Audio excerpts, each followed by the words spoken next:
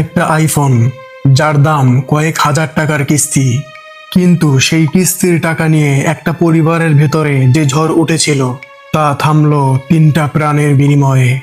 ভারতের মহারাষ্ট্রের একটা পাহাড়ের চূড়ায় একই পরিবারের 3জন মানুষ, বাবা মা আর ছেলে একই সাথে হারিয়ে গেলেন চিরতরে।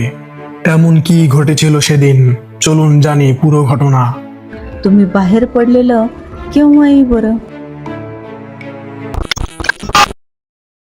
হাই, আমি ইরফান, আসছি আপনাদেরকে রহস্যময় ঘটনা শোনাতে। চলেন শুরু থেকে শুরু করি। ভারতের মহারাষ্ট্রের ছত্রপতি সম্ভাজিনগর এলাকায় থাকতেন মুরালীধর আর সঙ্গীতা নামের 2 দম্পতি, তাদের 18 বছরের ছেলে কুনালকে নিয়ে। কয়েক বছর আগে এই পরিবার হারিয়েছিল তাদের বড় ছেলেকে অসুস্থতার কারণে। সেই শোক পরিবারের ভিতর গভীর ছাপ রেখে গিয়েছিল।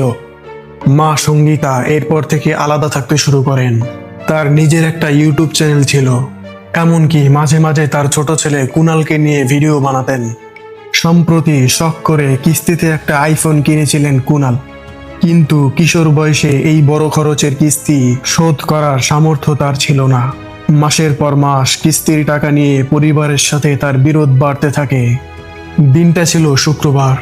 কিস্তির টাকা নিয়ে বাবার সাথে তুমুল ঝগড়া হয় কুনালের। রাগ করে সকাল 10টার দিকে বাড়ি থেকে বের হয়ে যায় সে। অতঃপর চলে যায় তেজগাঁও এলাকার একটা উঁচু পাহাড়ে। এখানে একটা তথ্য জানলে অবাক হবেন। প্রায় 1 বছর আগেও কুনাল এই পাহাড়ের চূড়ায় এসেছিল হতাশা নিয়ে। তখন পুলিশ তাকে বুঝিয়ে নিরাপদে নামিয়ে আনে, কিন্তু এবার পরিস্থিতি ছিল ভিন্ন।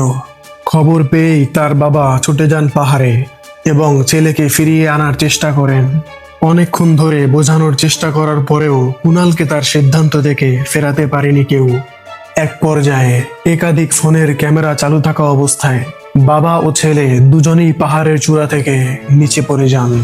এমনকি পিছনে দাঁড়িয়ে থাকা মা সঙ্গীতা স্বামী এবং সন্তানকে হারাতে দেখে সহ্য করতে না পেরে তিনিও পাহাড় থেকে লাফ দেন।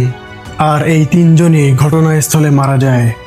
অতঃপর পুলিশ ঘটনাস্থল থেকে মরদেহ উদ্ধার করে ময়নাতদন্তের জন্য পাঠায়। এই ঘটনা ভারত জুড়ে আলোড়ন তৈরি করে। একটা স্মার্টফোনের কিস্তির টাকা কিভাবে একটা গোটা পরিবারকে গ্রাস করে নিতে পারে তা নিয়ে শুরু হয় ব্যাপক আলোচনা।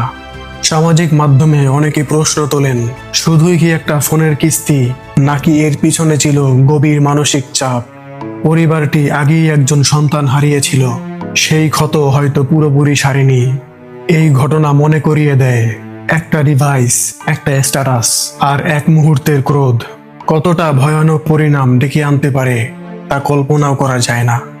তাই যে কোনো কাজ করার আগে 10 বার ভাবুন, তারপর করুন। তো বন্ধু, স্টোরি ভালো লাগলে অবশ্যই আমার চ্যানেলটা সাবস্ক্রাইব করে আমাকে সাহস দাও। দেখা হবে পরের ভিডিওতে।